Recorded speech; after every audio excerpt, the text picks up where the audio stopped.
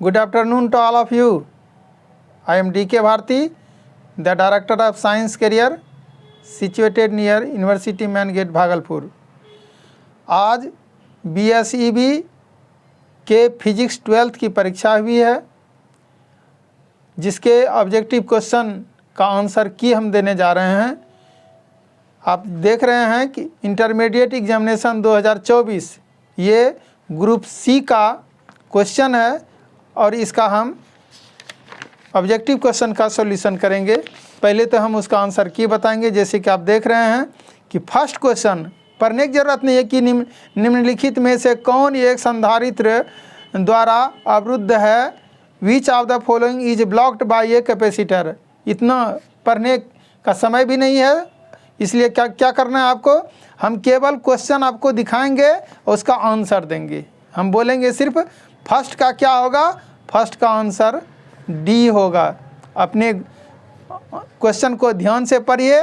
किसी भी ग्रुप का क्वेश्चन यदि आपके पास है तो फिर आप क्वेश्चन को मिला करके आंसर देख सकते हैं। आप फर्स्ट का हो गया डी, और सेकंड नंबर में 2 नंबर में आपका ये आंसर इसका होगा सी नंबर होगा 2:3, 2 का 2:3। और यहाँ तीसरा नंबर देख रहे हैं, तीसरा नंबर का आंसर होगा ये 0.002 पर ओम। और फोर्थ नंबर क्वेश्चन का आंसर होगा n², डी नंबर होगा। 5 नंबर का करेक्ट आंसर होगा डी, इसके तार की लंबाई बढ़ानी होगी। और 6 नंबर का आंसर सी होगा, ऊर्जा संरक्षण से। 7 नंबर डी आंसर होगा न्यूटन पर एम्पियर स्क्वायर। 8 नंबर का आंसर बी होगा प्रकाश विद्युत प्रभाव पर। एक मिनट। 9 का करेक्ट आंसर होगा इलेक्ट्रॉनों के। और 10 का करेक्ट आंसर होगा सी, 0.6931 डिवाइडेड बाय लेमडा या बाय लेमडा। और 11 का करेक्ट आंसर होगा हर्ज, होता है पर मीटर, उसी को हर्ज बोलते हैं। आइए हम लोग देखते हैं 12 नंबर का 140 होगा। आप जानते हैं 230 में घटाएंगे 90 को 140 होगा। 13 का आंसर होगा आपका डी, 13 का आंसर डी।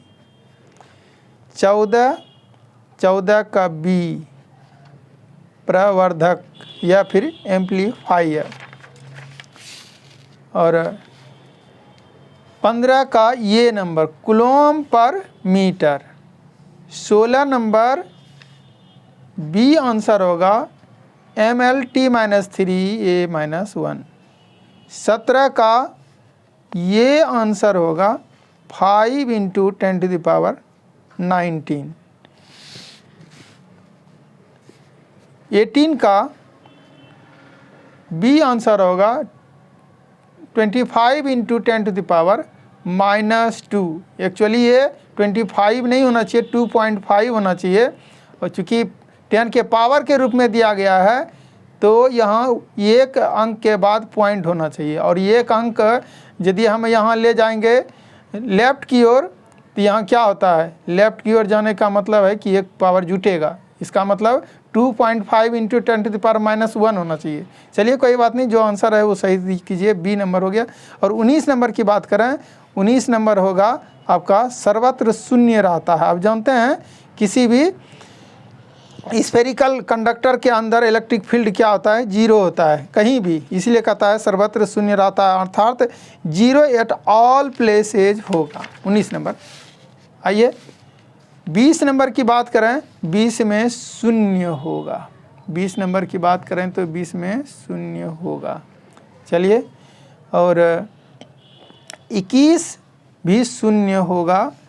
22 की बात करें तो चुंबक और चालक दोनों गतिशील हों, ये आंसर होगा। C number. और 23 की बात करें तो 23 में आपका होगा डिफ्लेक्शन थीटा, विक्षेप थीटा के। 24 समानांतर में निम्न प्रतिरोध, ये होगा लो रेजिस्टेंस इन पैरेलल। 25 का बी होगा कुंडली के तल के लंबवत, perpendicular to the plane of coil. 26 का ये नंबर होगा M/N। 27 की बात करें तो लौह चुंबकीय पदार्थ, फेरोमैग्नेटिक मटेरियल्स। 28 की बात करें तो ये μ0/4π M/r होगा। 29 में एंड गेट होगा, ये आंसर होगा 29। और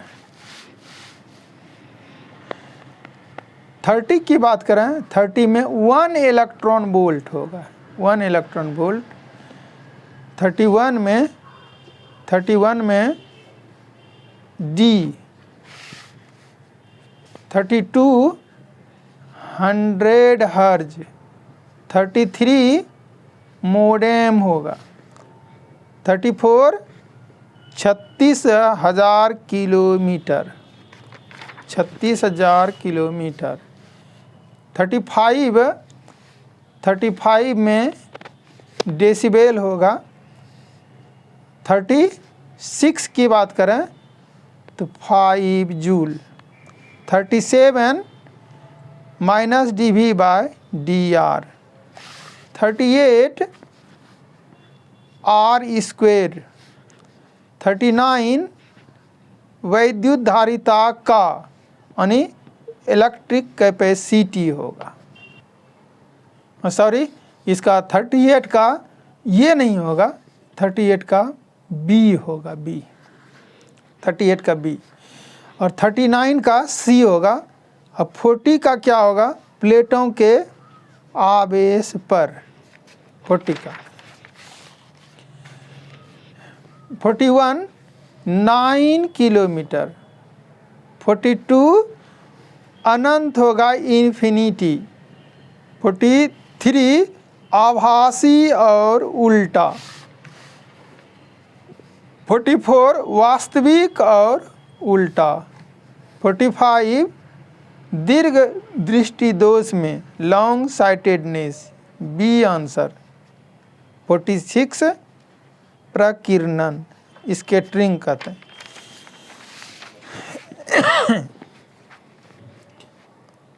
47 तरंग दैर्घ्य के समानुपाती,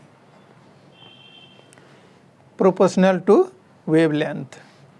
48 कलाएं समान हों, phases are equal. 49 lambda equal to h/m nu है, बी नंबर। 50 इसका होगा बी नंबर, 3 × 10⁻10 सेंटीमीटर पर सेकंड होना चाहिए। तो आप जैसे याद करते हैं प्रकाश का वेग क्या होता है, 3 × 10⁸ मीटर पर सेकंड, लेकिन यहाँ मीटर पर सेकंड नहीं बल्कि सेंटीमीटर पर सेकंड दे दिया है, तो यहाँ 10⁸ नहीं बल्कि 10 हो गया है। 51 में आपका 0 होगा आंसर। 52 ये अपसारी, डाइवर्जिंग। 53 ये होगा m cross vector m cross vector b, टॉ बराबर होता है vector m cross vector b। 54 ये होगा हेनरी। 55 त्वरित जिसको कहते हैं एक्सीलरेटेड। 56 का विद्युत चुम्बकीय प्रेरण पर जिसको इलेक्ट्रोमैग्नेटिक इंडक्शन कहते हैं। और 57 उच्च धारा high current 58 B square by 2 mu naught, B square by 2 mu naught 59 औसत मान जिसको बोलते हैं एवरेज वैल्यू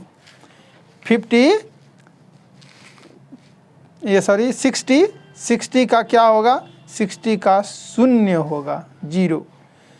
प्रतिबाधा का मात्रक होता है यानी 61 का ये होगा ओम, 62 शून्य होगा 0, 62 शून्य होगा 0 और 63 cos फाई होगा, 64 प्रतिरोध में यानी रेजिस्टेंस और 65 ये 50 होगा 65 का, 66 डीसी डायरेक्ट करंट, 67 अवतल दर्पण से यानी कॉनकेव मिरर, 68 में P1 प्लस